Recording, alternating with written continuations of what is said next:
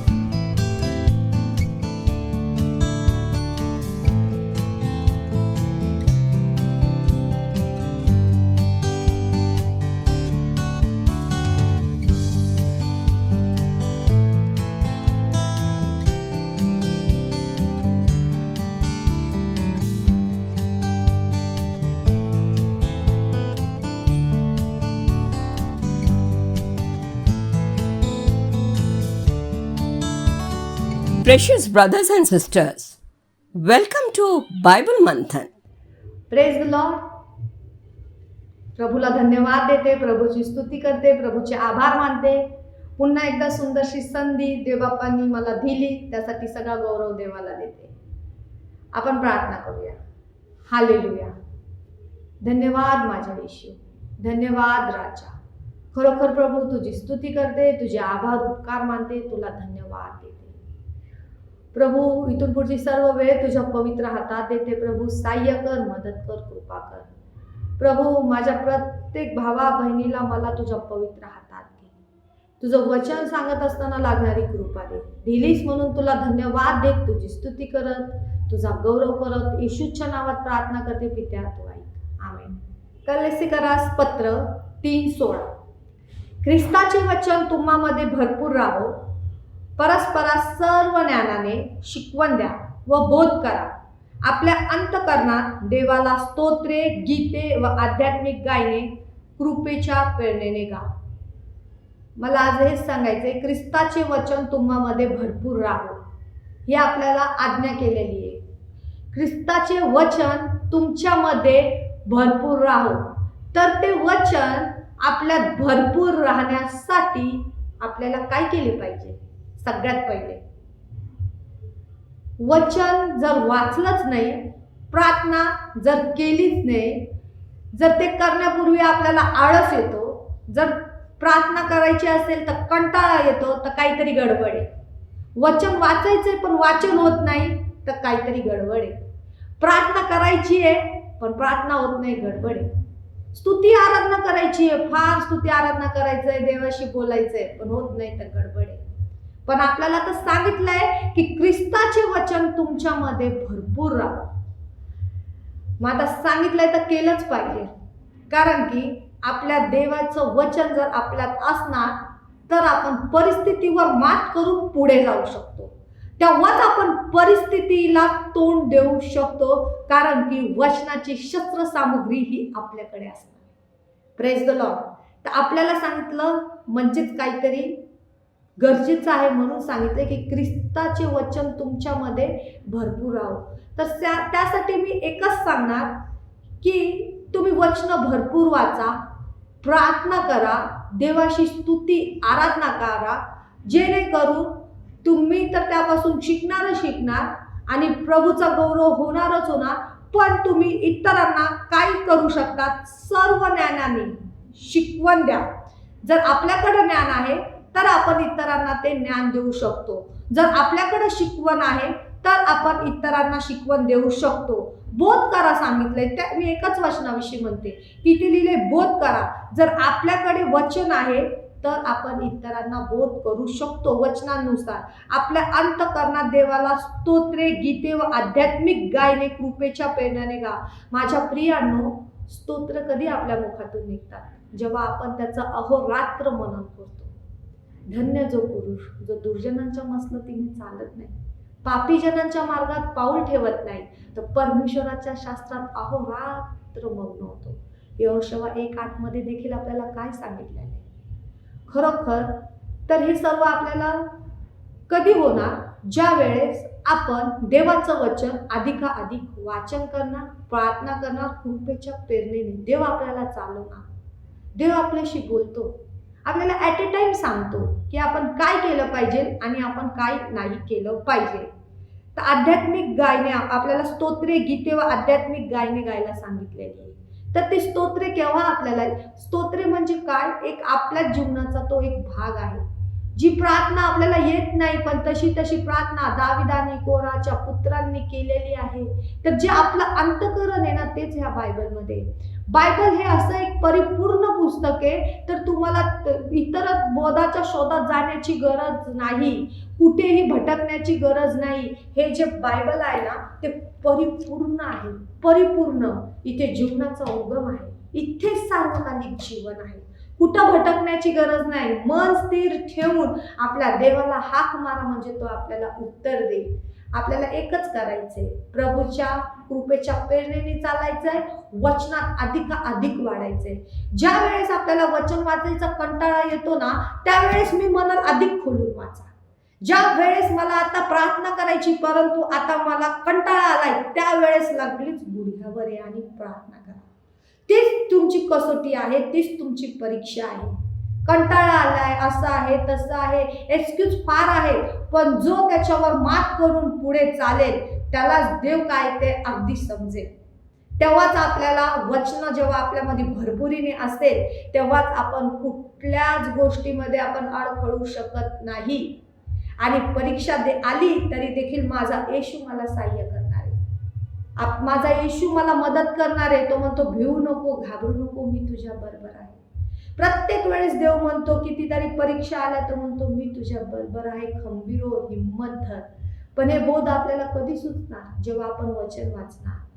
मोशे, यहोशुआ आणि कितीतरी स्त्रियांमध्ये पाहिलं तर एस्तेर, यांच्याकडे काय होतं, वचनांची ढाल होती. पवित्र आत्म्याने भरून त्यांच्याकडे वचन होतं. वचनांमुळे त्यांना सर्व गोष्टी साध्य झाल्या. पौलांनी काय केलं, वचन वाचले, नियमशास्त्राचा ग्रंथ वाचला, मुखी त्याचे सदैव असायचा, त्याला सर्व नियम माहीत होते. त्यामुळे मी एकच सांगणार, ज्याचं प्रार्थनेचं जीवन कमी झालं असेल, गडबड आहे, प्रार्थना करायला लागा, देवाशी बोला. ज्याला वचन वाचायचं वेळ मिळत नाही, गडबड आहे. देवाच्या सानिध्यात जितका वेळ तुम्ही घालणार तितकं प्रभू तुमच्याशी बोलेल आणि प्रभू तुम्हाला आनंद देणार. मी देवाच्या मंदिरात कधी जाईल, असं आपल्या मनात वाटलं पाहिजे. मी त्याच्या मंदिरात रात्रंदिवस बसून त्याची स्तुती आराधना करेल. आपल्याला भान नाही राहिलं पाहिजे टायमाचं. आपल्याला भान नाही राहिलं पाहिजे की किती वाजले, गडबड केली नाही पाहिजे. कारण की देवामध्येच पूर्ण आनंद आहे.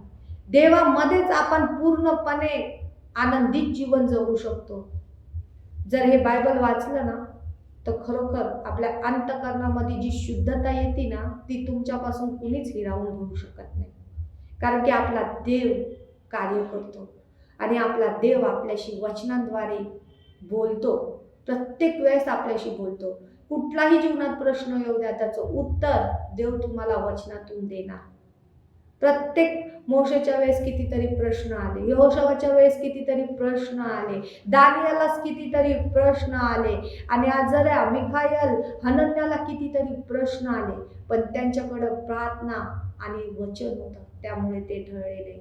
पौलाला कितीतरी संकटांना तोंड द्यावे लागले, पण त्यांच्याकडे प्रार्थना होती, देवावरचा विश्वास ठाम होता.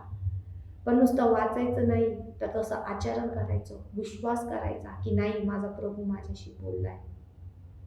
तर एकच सांगणार, काळाची पूर्णता होत आलेली आहे. त्याच्या येण्याची लक्षणं दिसत आहे. तो लवकर येत आहे. तो म्हणतोय पहा मी येत आहे, मी दाराशी उभा आहे. आपण देवाशी जास्तीत जास्त वेळ घालवला पाहिजे. जास्तीत जास्त त्याच्या सानिध्यात राहिलं पाहिजे. होईल तितकं वचनात वाढलं पाहिजे. अगदी वचन तोंडपाठ केली तरी हरकत नाही, कारण की वचनच आपल्याला सार्वकालिक जीवन देणार आहे. फूल सुकते, गवत कोमसते, पण देवाचे वचन ही सर्व काळ राहते. त्या वचनांमधली पावर इतकी आहे. वचन म्हणजे शब्द देव झाला. देवाने ही परिपूर्ण आत्म्याने परिपूर्ण होऊन हे बायबल लिहिलेले आहे. तुमच्या आणि माझ्यासाठी वाचनासाठी केलेले, की माझ्या मुलांचं हे गाईड आहे, ही लाईफलाईन आहे. तर जो वाचल तोच वाचल, हे आपण ऐकत आलेलो आहे. पण आता क्रिया करणं फार गरजेचं आहे. सगळे आपण बघत आहोत इतरात कशी परिस्थिती निर्माण झालेली आहे. शेवटच्या काळाची लक्षणं आहेत. तर हे वाचणार की पूर्ण ज्ञान येणार आणि आपण त्याप्रमाणे कृती करणार आणि वचनात वाढणार. प्रियानो, एकच सांगेल, वचन वाचा, अधिकाधिक त्याच्यामध्ये दृढ राहा. परमेश्वर तुमच्या जीवाचं रक्षण करो, सर्वांना शांती देऊ. आमेन. हालेलुया. धन्यवाद येशू, तुझी स्तुती करते, तुझे उपकार मानते, तुला धन्यवाद देते. तू आमचा उत्तम मेंढपाळ आहे, तू राजांचा राजा आहे प्रभू. तू गौरवशाली सिंहासनारूढ आमचा परमेश्वर आहे. बापा, खरोखर बापा, माझ्या ऐकणाऱ्या प्रत्येक भावाला बहिणीला घेऊन तुझ्या पवित्र हातात येते. मला स्वतःला घेऊन तुझ्या पवित्र हातात येते. प्रभू, आम्हाला तुझ्या वचनात अधिक सहाय्य कर, मदत कर बापा. तुझं प्रत्येक दाखला आम्हाला दिलाय, प्रत्येक वचन आम्हाला दिलंय, ते आमच्या लक्षात असून ते आचरणात कृतीत आणण्यासाठी प्रभू आम्हाला सहाय्य कर. ख्रिस्ता, आमच्या अंतःचक्षु उघड, तू आमच्याशी बोल. पवित्र आत्म्या अधिक आमची भेट घे. आमच्यामध्ये बाप्पा नको असलेल्या गोष्टी काढून टाक. आणि प्रभू, हे वचन बाप्पा जे कार्य केलं यासाठी तुला धन्यवाद देते. प्रत्येकांचा बदल कर, परिवर्तन कर. केलेच बाप्पा, तू आमची भेट घेतलीस म्हणून तुझे उपकार मानत तुला धन्यवाद देत तारणारा माझा ख्रिस्त याच्या गोड प्रिय नावात पित्या प्रार्थना करते, तू ऐक. Amen, amen, amen. Praise the Lord.